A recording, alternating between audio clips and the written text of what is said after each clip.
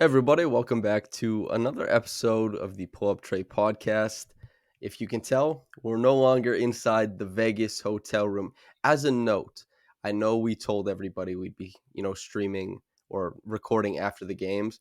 What happened was the hotel Wi-Fi was significantly worse than we expected. Didn't really have a chance to upgrade it.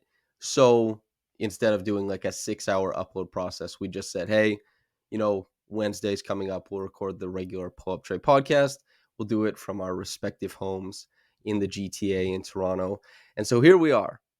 I think, recovering from the Vegas process of being Definitely. out in the desert, cooking heat, basketball, Grand Canyon, Hoover Dam, our own basketball runs, grind every day, summer league. And now here we are.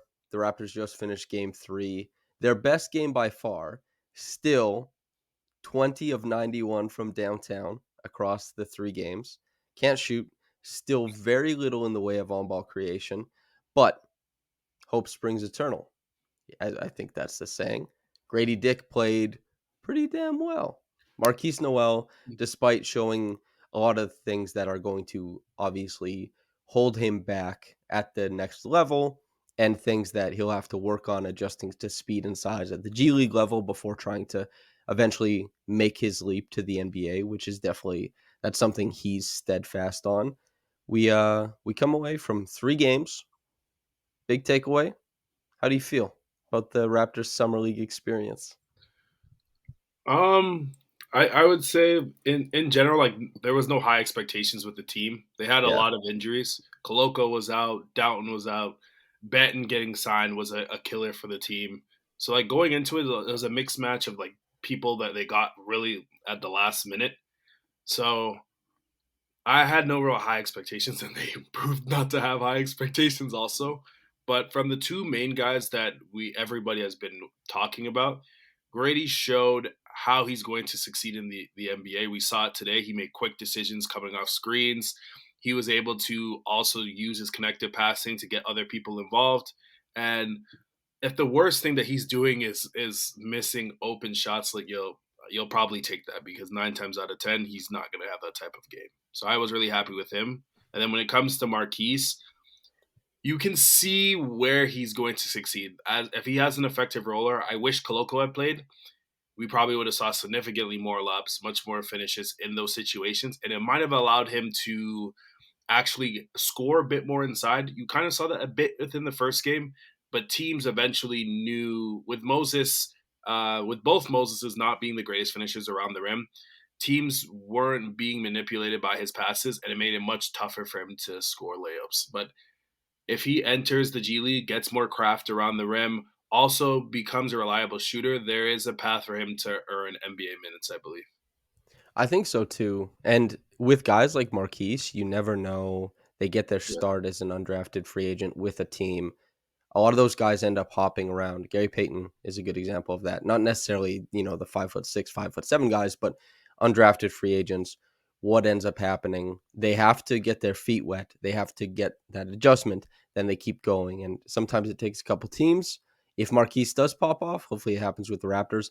It looks like he has a road of development still to go to get to that level. As fun as, the first game where he led both teams in scoring and assists, that was awesome. He's still like they had the mic'd up stuff with him running the break, getting that kind of slip in the open court with Moses Brown saying like dime, dime, and he Yeah. cuts to the rim. He goes behind the back for a dunk.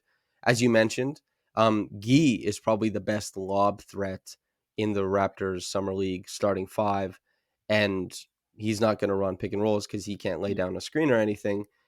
Moses Brown is a guy who, when he goes up to catch the ball, his feet are about this high. For audio listeners, it's maybe 2 or 3 inches off the ground. He seals and then goes up to get to space, but he's not exploding to the ball and then finishing through. He's like, you know, put an elbow into a guy's chest, create the leverage, gather the ball, pound dribble up. And that just is not suitable, I think, to Marquise's playmaking style. He's still got him the ball quite a few Yeah. times, but it's not going to make anything robust, despite that being over the first 3 games, the Raptors' best option to create offense.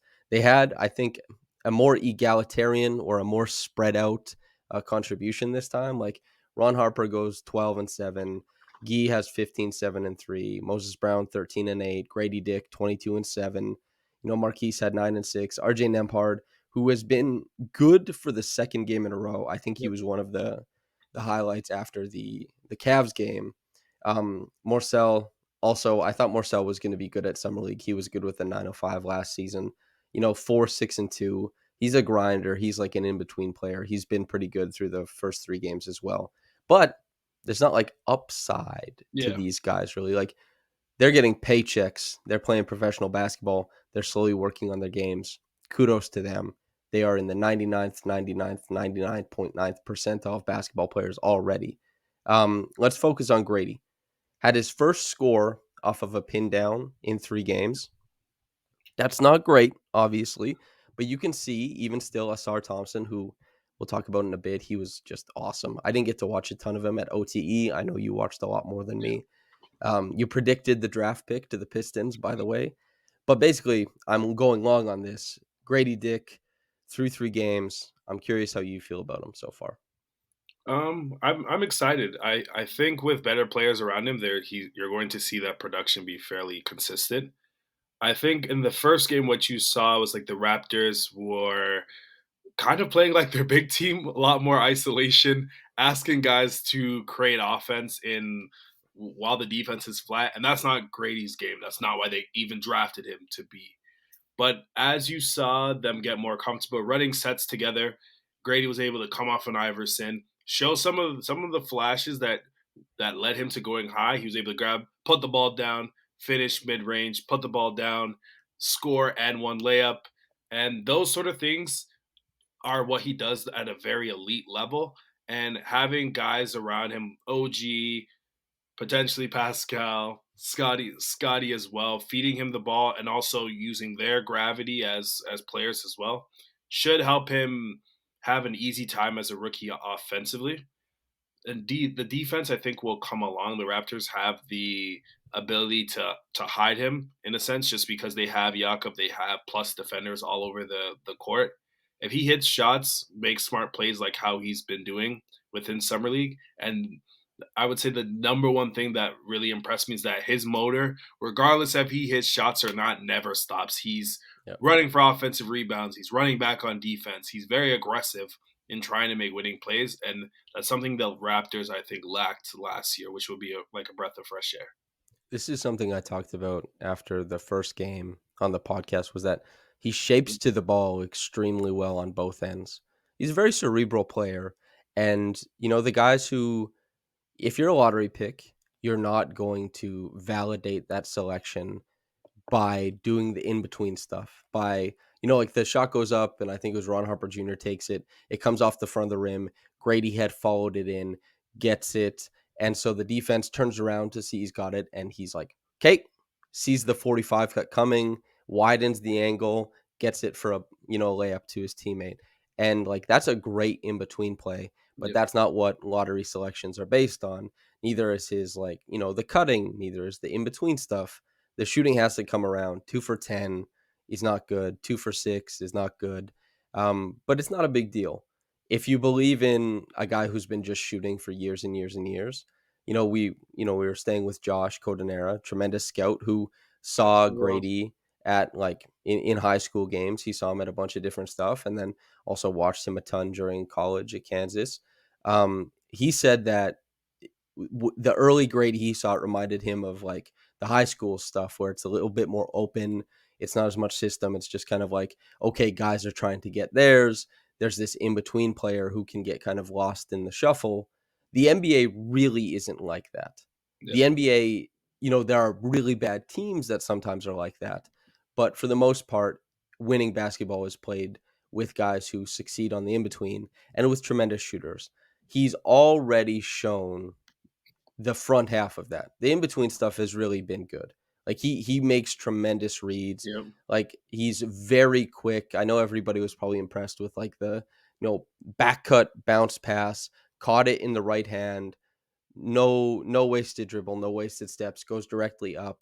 He didn't necessarily have to do that. But when you're not an elite jumper and not elite with quick bursty stuff, he ended up missing the layup, but those are the types of like you got to make quick decisions, you have to make quick plays. When he's pushing the ball in transition and pushes it up the court and a guy presses him and he does a crossover to his left hand, and as he's doing that, Ron Harper streaks up the right side. He doesn't take the extra dribble with his left hand and then go. It goes straight from right-handed cross into left-handed, no wasted step, no wasted dribble, slings it up the sideline to Ron Harper Jr. When you play with wings like Scotty or OG or Pascal, that kind of open floor playmaking will be super important. The passes he makes against resting defenses as a connector, super important.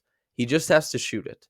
And I suppose you and most people aren't going to say, I value the summer league numbers over the high school and then college numbers. And what he did in his workouts, he was the best shooter in the draft in the workouts. It's all going to be okay, as it Yep. turns out. Gradey, I'm going to write a piece on him. I think it'll come out Friday. I talked to more of this will come out in the piece, but I talked to like over 10 NBA scouts during the time I was in summer league, and I talked to some team personnel and stuff like that. Guys really love him. I know he fell in the draft, but he's really a well liked player. People see the value of his game a bunch, and I'll dive more into that. Look forward to reading it on Friday. It will be paywalled, so big shout out to subscribers. Um, Marquise Noel, we kind of touched on. Let's do the R's. Ron Harper Jr., RJ Nembhard, the guys who have given numbers in the summer league. One a little bit more efficient, one a little bit less efficient, but summer league teams need numbers. That's something they Yep. got to provide. I'm curious how you feel on the guys who provide a little bit extra ball handling, a little bit extra scoring. Harper Jr. on the bigger side, Nembhard on the smaller side. Thoughts? Start with Ron. Couple pods ago, I said Ron breakout in summer league. Reasoning for that was that you saw him succeed really well with the G League team. He showed a bit of creation pop with his shooting, which has been good since college. But we didn't see that in summer league. Um, I think he really struggled with athleticism like in summer league. There's really long athletes. You're seeing some higher end lottery picks that show plus length, plus athleticism. And he really struggled trying to convert, especially going to the rim against those longer, stronger athletes. I think adding craft will obviously help him and utilizing his strength. I don't think he used it enough. His strength and his size to create separation in those situations would help him a bit more. But I still lean more towards the G League stuff. Summer League is one of the worst displays of basketball that most of these guys will be in, and with more structure, I think he's going to be fine and potentially get a few games with the Raptors this season. On the Um, on the Ron stuff, I'll yeah, mention like he's listed at like 6'5", 245. I think he's playing closer to 235 right now. But if you're going to carry so much and you're going to work with a bigger frame, you probably have to be a guy who he tried it in this game like it was the pump yeah, bully drive into the guy and end up in a turnover. And if you're going to carry the extra weight, you have to make it valuable and you have to work in like those kind of bang around spots, and you have to be a guard who can go like in a pinch, take a Marcus Sasser and just obliterate him under the rim. yep, And you're going to get rotations when you do that, and you have to be able to make the reads against like the help coming and that kind of stuff. And I think he has the power, and the thing that has to come along is like the reads against rotation and the handle to be comfortable navigating those situations. I'm not sure either of those things are there. He's still young. A lot of guys in because the NBA is like a very influx league right now. There's a ton of talent, but a hmm lot of guys, they don't really find their way until like 24, 25. And especially coming in through the back end of the league like Ron is, he still has time to try and figure out what weight he wants to play at. But currently probably he's he's a big guy at the guard position, and he's trying to be like a pump, one dribble, explode to the rim type of guy, and it's just not coming off very quickly. And the jumper to try and create like these more advantage closeouts also wasn't there. So a bunch of stuff needs to happen for Ron. It didn't happen here. I know like Bobby and Ron's agent were having long talks in front of me during the Cavs game. They're like sitting like 4 inches away. But so we'll see what happens with Ron. And I'm excited to see how he progresses. I know the organization loves him. Like he was the most vocal guy on defense. He is super positive with the rest of the guys, and he's like a great team atmosphere guy. You just want some of the on-court stuff to catch up Yep. to how positive an impact he has just as like a culture guy. RJ Nembhard popped a little bit for Love him. sure. He's good. I love his body. He's he's very athletic. He gets downhill. He weaponizes his body as well to create separation. Do you what you saw mostly with him getting success? Catch and go, utilize his shoulder, create space, and then either dump off pass or get a layup. With with earning like an NBA role as like a role player, you kind of have to do like a few finite things fairly well. And if he can replicate that with those skills with also shooting, I like his chances of earning a two-way with maybe not the Raptors, but somewhere else. But there's a pathway and a recipe, I think, for him to be really be really good, like fairly early, I would say, because he was one of the few Raptors I saw be able to actually get in the lane with the lack of spacing that they had and the poor shooting that he had because he had a bit more athleticism and the body to create separation and the skill to utilize it. Yeah, he's long steps, big steps, and like pretty good at taking the bump and resetting and trying to create a new angle for a drive. The passing, um, it's like there's some nice reads to be made, but Yep. this he's in the right environment for him to pop. So like, even today it was like 24 minutes, 13 points, 3 boards, 2 assists. Summer league, as we talked about, is combo guard heaven. Keontae George is killing it. Big shout out Mac. I'm excited to see what Keontae does at the NBA level. This is why you're kind of like, when RJ and Ron are playing, you're like, this is a really good environment for a guy who's a little bit bigger than some of the point guards that come in. And sometimes a lot of times combo guards are explosive and have a little bit of a handle and can shoot. It's like this is the like workout ball, go get a guy, you know, just cook him type of environment that is supposed to benefit those types of guys. So RJ, I wonder what it'll look like with a little bit more restriction and where it kind of rests a little bit more on his ability to like play off ball and shoot a little bit more. But kudos to him for having a really nice summer league so far. The Raptors have needed that ball handling. He isn't necessarily like the ball handling guy like with the Cavs last year or anything like that. And to come in and just provide that for them and do a pretty decent job of it, I'm impressed. Morcel, still really impressed. I don't think he'll get picked up by anybody else. I think he'll be back with the 905 this year. Eric Curry is the 905 head coach for this upcoming season as well. The bigs, we talked about it after the first, is McCormack gave him some good minutes today, actually. And not like those big, like, hell yeah, this guy's dominating minutes or anything like that, but Yeah. just that it was tough for the Raptors in this one and all three. Uh, Moses Brown not gonna make the team, I don't think. Gee, I don't know what ends up with Gee. He's not gonna be on the team either. I don't know if he'll hang around on the 905 or something like that. Gee has been the best, even though Brown's numbers probably look the best. Gee has been more disruptive on defense, I think, and he's pretty Mhm. rangy. And these guys, the Raptors, they played a Pistons team that they were closer today because the Pistons weren't playing Ivy and Duran and Wiseman. And, it was Ausar Thompson who was tremendous today and has just, wow. I was super, super impressed.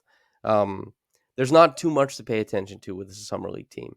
If the Raptors pluck somebody from another team and they say, that's our two-way guy. I know that did happen with Terrence Davis, for example. I know fan base people are not in Toronto, not a big fan of him typically, but that was the process of how he arrived. I believe he came from Denver's summer Mhm. league team. They signed him. So and like when I talk to scouts, be it pro scout, prospect scout, or whoever, they're not just watching like, oh, I'm here with the Falcons, the Hawks, the whatever. It's like, "Oh, I'm here to watch guys and tell my team about them." Like maybe there's a guy we can get that's showing out at summer league. So it's not just like they're on the Lakers roster, for example. Some guys are gettable. Some guys you can sign. Ausar Thompson, I'll let you say your piece, then we'll move on to Pascal conversations. Yeah. The Thompson twins in general are probably two of the prospects I was higher on than most people, just simply because both of them they're both entering the NBA as one percentile type athletes, especially I mean, is it Amin? I've heard 50 Amen. pronounced I've heard Amin. amen and amen. Okay, I'll go with Amin. But Asur, a big reason why I thought he was going to get picked by the Pistons, despite him like dropping on some boards, is Troy Weaver has had a history of drafting these long, athletic players. I think that's reasoning why there was a bit of internal mix-up of who they're going to draft between Jalen Green and Cade Cunningham, because Jalen Green kind of fits his mold a bit better. For anyone who doesn't know, Troy Weaver was one of the people that really pushed for Russell Westbrook to get drafted high, despite him being someone that thought they were going to get picked in the 20s. And he ended up being right about him with Asar. You see plus defense. He has that 7 foot wingspan, tons of athleticism, and he actually has the instincts also to anticipate to and generate a lot of steals. So you're entering a baseline of um, I think good to above average type defense heading into maybe year two, year three. And he's able to put the ball on the floor and finish through people in a very athletic way. So you have that baseline of a good rotational player heading into picking him. Where his career is going to be defined is whether he'll be able to shoot. If he's able to Jumper look shoot, not bad. it's okay. The form It's is better than fine. his brothers for Yeah. sure. If he's able to shoot, he has a pathway to stardom because he also has passing instincts that with athletes like Ivy, Duran, Wiseman, he's going to be able to weaponize those guys in ways that Hamidou Diallo just simply can't. So I'm really excited to see the Pistons in general. I don't know what's going on with the two big lineups, but I'm going to be watching a lot of games and hopefully attending a couple. Hammy is another good example. They traded Svi for Hammy of just like betting on 99th percentile athleticism because Yeah, Hamidou Diallo is like full stop one of the best yeah, athletes in the NBA. And so Amen, I think I love seeing his summer league process because it's 7 turnovers, 3 assists, but he's just like trying to make home run plays. He's really special. He's trying to see things that other players can't, and he's trying to make, difficult passes. I love that stuff. yeah, Get the reps in, see what's happening, especially when you're playing a lot of minutes against a guy like Moses Brown.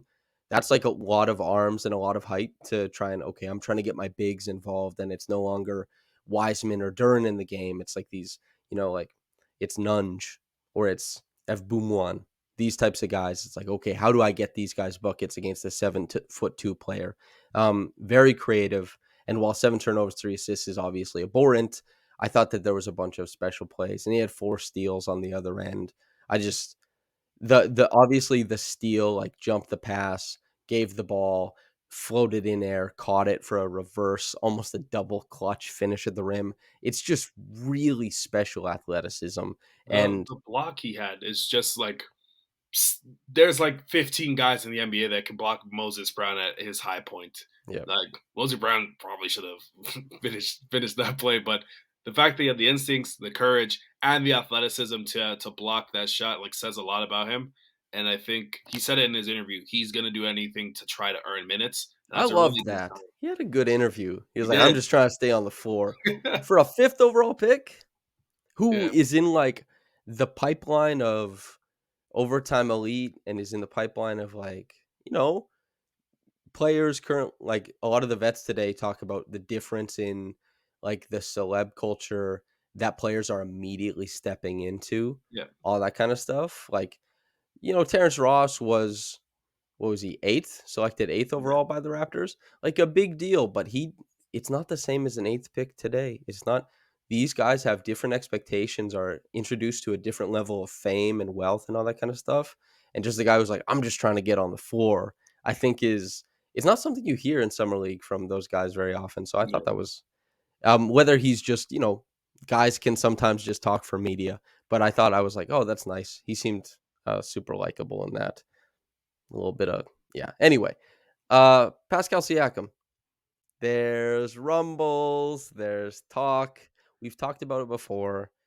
The looming Caitlin Cooper x Samson Folk podcast. If Pascal goes to Oh my god. Indiana, I'm sure we'll do numbers. I there's currently reportedly a bit of a rift between the Raptors camp, Siakam's camp, on whether they want to offer an extension and what that looks like. And he's headed into the final year of a deal. And we're talking about a guy who is two-time All NBA, two-time All Star, just put up 24, 7, and 5, one of 5 players to do that this season, I think, is, obviously probably a little bit more, in my opinion, than in yours, but a franchise icon. He, You, no, you leave me out to dry. Holy. no, yeah, you All right, explain however you want, but go like, ahead. Go ahead. but also people know my Yeah, work. I've yeah, obviously been I've covered yeah. Pascal like a ton. I'm a big fan of his, and I think more than you. That's fine. That's fine, right? Like, I told you I think they should retire his jersey. I think a lot of him. listen, man, listen, Did you just try to okay? play up the fans for? No, but yeah, okay, whatever. Anyway, I'm joking. Go anyway, ahead. Go ahead. we both like Pascal the most. He's the best guy. He's there's in trade talks because they don't want to let another guy leave the team without Yeah. getting anything back. What do you think? Because he's your favorite. No. You definitely like him more than me.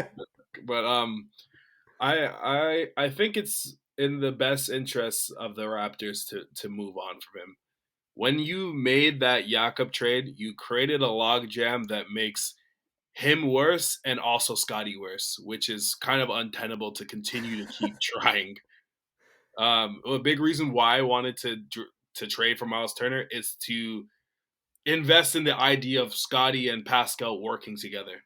We put Jakob and the overall team improved, but your two main focus points on the team got worse.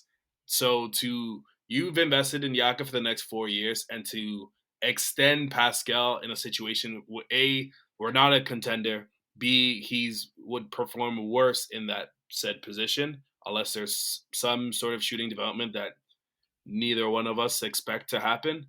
I don't think really makes sense. And I've always felt, and I think the report said similar, like that decision was sort of independent of whether Fred stayed or not, personally for me.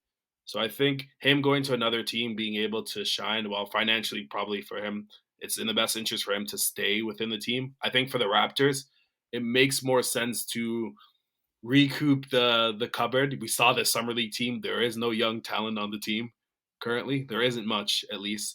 Get, earn additional picks, get prospects that will fit along with Scotty and OG's timeline, and allow Scotty and OG to get the ball, make mistakes, be okay with um, not necessarily winning every tight game that we're in, and allow them to grow and eventually, hopefully, attract the next star, or you utilize one of them to grab that next big star and help the Raptors finally get into contention. But I don't see it.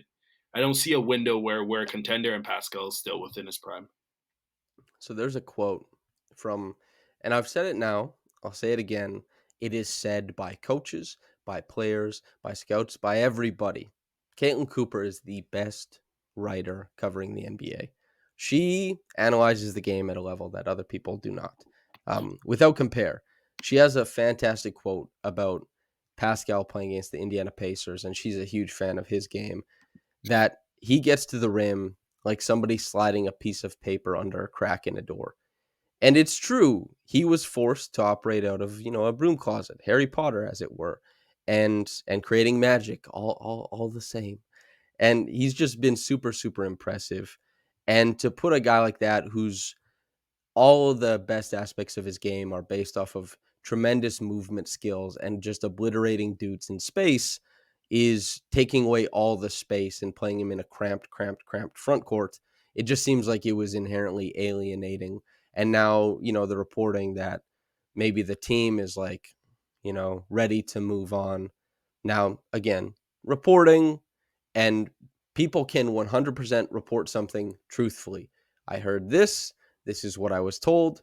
That's reporting. That's what it is. You vet to the best of your ability. But if that is the case, then that's the case. And if it ends up changing down the line, if there's some, you know, if they're able to, I guess, I don't know, there's some recompense paid and these guys they get closer and everything works out a little bit better. I mean, that's fine too, but it just seems like a really tough environment for Pascal Siakam to be his best self.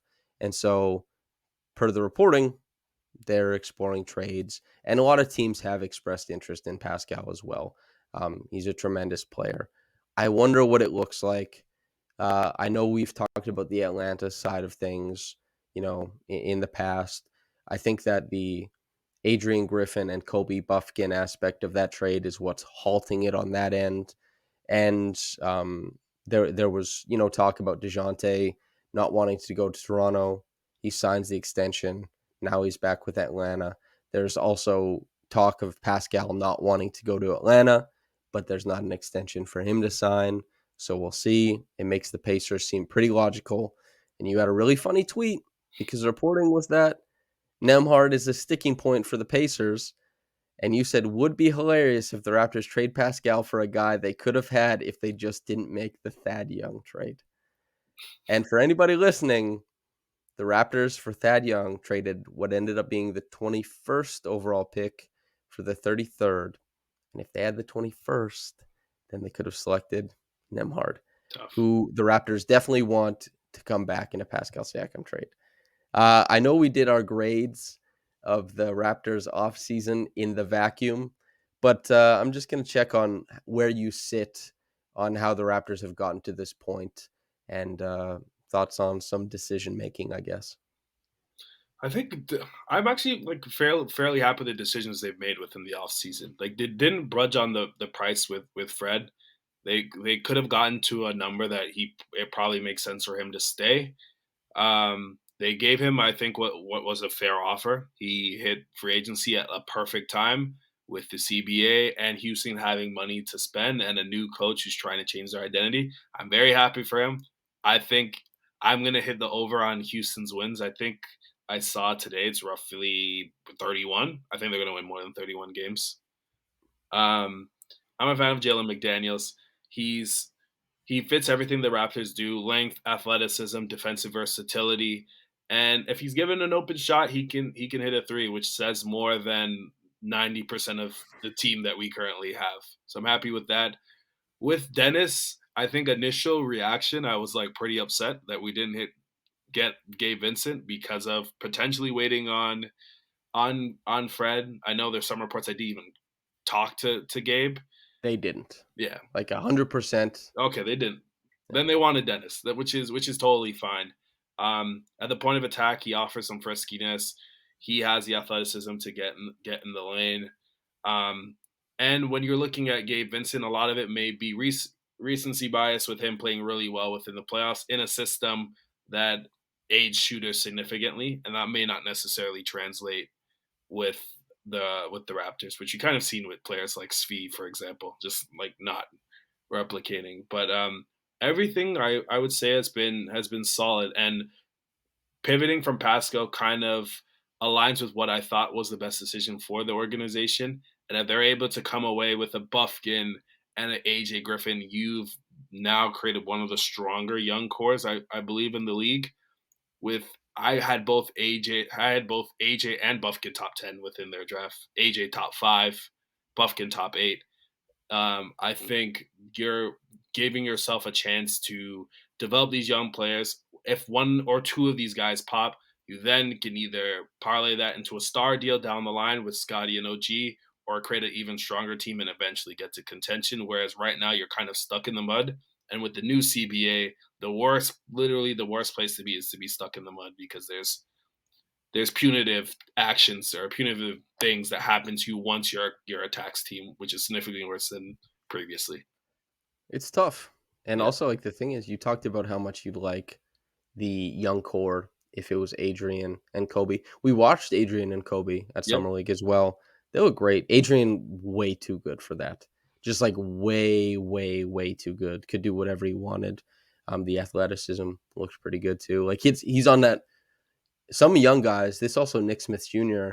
This is what I talked about with Ben Pfeiffer when he was on the podcast because Nick has looked super explosive at summer league, like very very quick. That there was a bit of a drop off from high school to college. Is like you expect athleticism to just scale, scale, scale.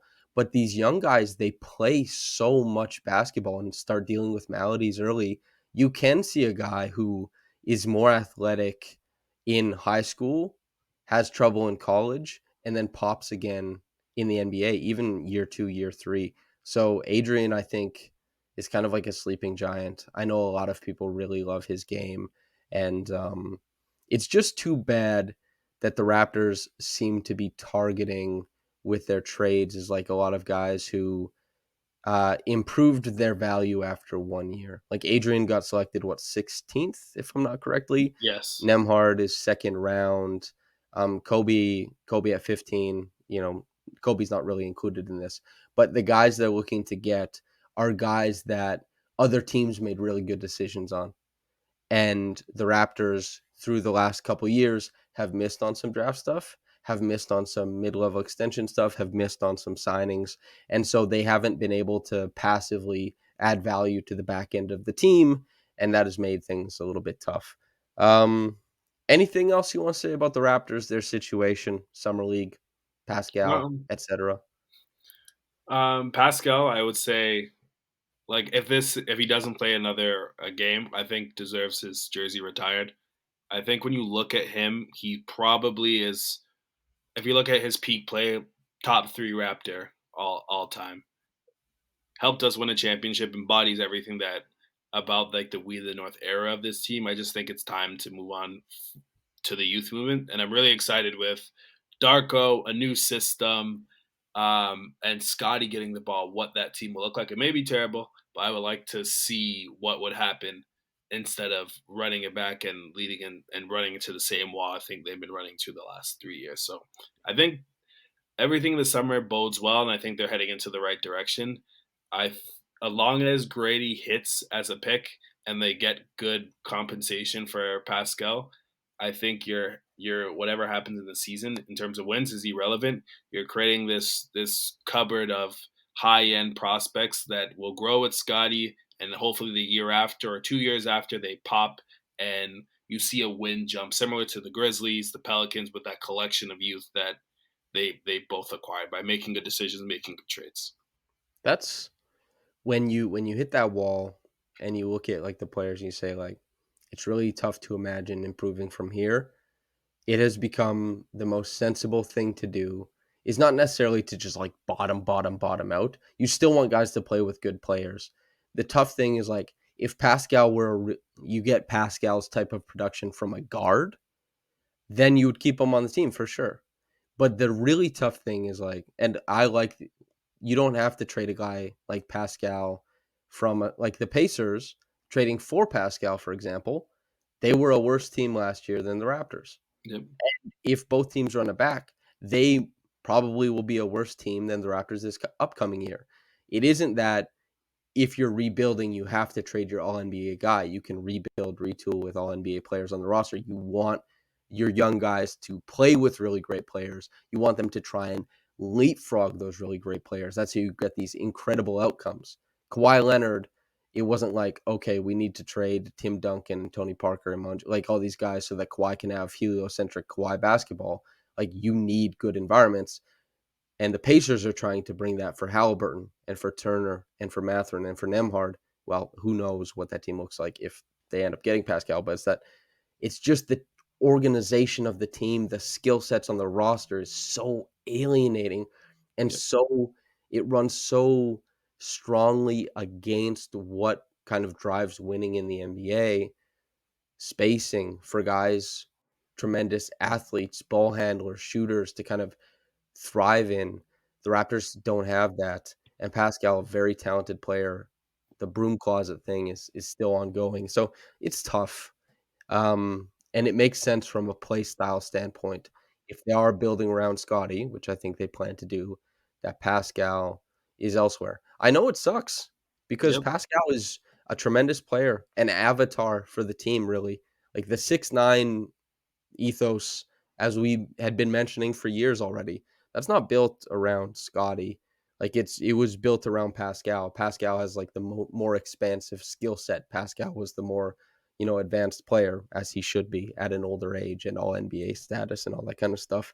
It's just like there's no shooting in the front three positions in a lineup, and that's crazy. Like that's really something that it's tough to get around, especially in like transitional lineups and stuff like that. It's just, yeah, we'll see. If they do run it back, I look forward to covering truly weird basketball. Yeah. And if they make a trade and kind of delve a little bit deeper into the young guys and say, like, it's a youth movement, we're going for it. As Dennis Schroeder said, the team is a little young when he got interviewed today on the broadcast. Um, you would hope that OG maybe, even though I don't know if it's likely, he gets a chance at something he's been asking for. Yep. A little more sessions, see if it pops off. Scotty, this is a guy who has worked really well as a connective player and like a motor player so far, and just a genius passer, but a little more of the ball for sure. What happens there? You see a guy like Gradey playing off of those guys, young core. It's exciting either way. Good feelings either way. Decisions have been made. The team is the team. React to it. Here's what it is. Trey, any thoughts before we get out of here? Um, Summer League, I would suggest it. I would recommend it to anyone. It's fun. It's great seeing young players like try weird things. We got to see more basketball live than probably 99% of fans are going to get to see within a year, and much cheaper. And it's cool seeing you're walking by, you see Kareem Abdul-Jabbar going to the bathroom. Cool stuff like that, and just I think after a few days, like it just becomes normal, just walking past all these NBA players or other people that you've seen on NBA Twitter or seen certain reporters. It just becomes kind of normal, which is cool as well. And I loved going to the Grand Canyon, Hoover Dam with my best bud. It's it's been like it was awesome. Yeah. I think a first shout out to the people who listened to the podcast Yes. and wanted to meet Trey and I. It was quite a few people. We got recognized on the plane there, on the plane back, like constantly, and not just by like people from that you interact with on Twitter, but people who listen to the work, and so it's cool to do the work and to have people say, "Hey, I like that." Like I'm not trying to be big headed, but it's really nice to have that feedback from people. And yeah, like he said, Trey mentioning, like, you will see the players, you will Yeah. see the celebrities. You will, if you ever wanted to say hi to Scotty, and it's like I'm at the Raptors games, I'm like on the court and like hanging out pregame. It's even if you show up early, it's tough to get that FaceTime. If you want to say hi to your favorite player, summer league that's as good a chance as you'll ever get. And Trey and I, when we got off the plane the first day, made the mad dash to the hotel. Then we went over to NBA Con, which is like the marketing and all the unique events they're doing around the basketball. They had a big court for us to like play around on. They had like merch. They had a bunch of other stuff. They're adding to summer league and making it like a way bigger thing. It's not an all-star game, but it's like an amalgamation of the NFL draft combine, summer league itself, MLB's winter meetings. It's just like a big summer celebration of basketball where everybody comes and hangs out, and you get to see everybody interact and everything like that. In God, the city of sin, like just horrific decadence, that city. The sun burns on you all day as everything costs $1 million, and just like budget properly and enjoy yourself Yes. in what is for like 2 weeks the mecca of basketball. I think that's and Yeah. yes, of course, like I had one of the best days of my life. Oh, You know, oh, we went out early. yeah. We went to Hoover Dam, to Grand Canyon. We're driving back. We see, Josh thought it was a mirage, but it was a, a basketball court in the desert. We play in the desert. If anybody wants to see the film of that, I think my Twitter account or Svendy Arbery-Haney's Twitter account. We're just like, what a day, man. The Yep. Grand Canyon, you can't even put it into words, the immensity, the scale, unless you're sitting in front of Everest, and also it's not even, you can't see Everest the same way you can the Grand Canyon because of the height versus the depth. It's just like it's tremendous. Hoover Dam was cool, but basketball in the desert with the pals, the 40 Celsius burning down on us as we're getting shots up. Trey's Yeezys are flying off his feet as he's trying to get the step. It's just like, it was awesome, man. What a trip. Yeah. Uh, Thanks to RR for, sending us out there, getting credentialed and everything like that. Just an absolute blast. Once again, to everybody who said hi, that's awesome. It really helps validate like what we do here because it's not the highest paying stuff. So to have somebody say, "Hey, I like what you do," it kicks ass. And if you do like what we do, feel free to subscribe over at raptorsrepublic.com. It's what keeps the website going. One of the most important publications in Toronto sports. Whether you like it or not, it helped build out the coverage, even if it's not on Raptors Republic. It helped build out the coverage you're seeing of the Toronto Raptors. Many people who went here now work elsewhere. And with the paywall, we're currently trying to keep talent on staff so that it can stay relevant in this new day and age where advertisements like it and on the screen of a website, it doesn't pull the same money it used to, all that kind of stuff. And because people who do work deserve to get paid for it. Trey, any thoughts before we get out of here? This is the third time I'm saying this, maybe.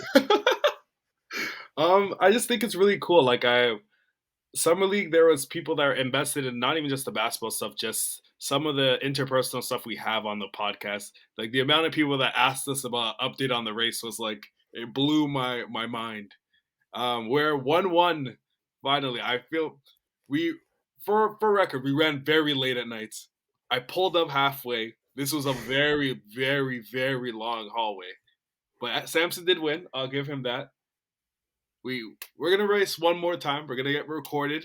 We're gonna do our group chat Olympics, and one of us, hopefully, the next time we do this podcast, one of us will be faster than the other Yeah. officially. The objective, the rubber match. Yes. Yeah. I'm looking forward to it, man. It's also just like it's fun to gamify stuff. Yeah. We're in our late 20s and we're, like you have to go through life. You have to have your fun. I feel like a big kid half the time. Yeah. And like the fact that like we're friends and we get to do all this like goofy shit and like indulge in it and have fun with it. Like, what the hell? It's awesome, man. Yeah. Like there's nothing better. So I toast to our friendship. It was Trey. It was an absolute blast Yes, sir. sharing that trip with you, man. It's been a real blessing to have met you, to do this podcast with you. Exactly. And Trey, you ready to get out of here? Yes, sir. Let's do it. All right, brother. Listener, whether you got into this in the morning or at night, have a blessed day and goodbye.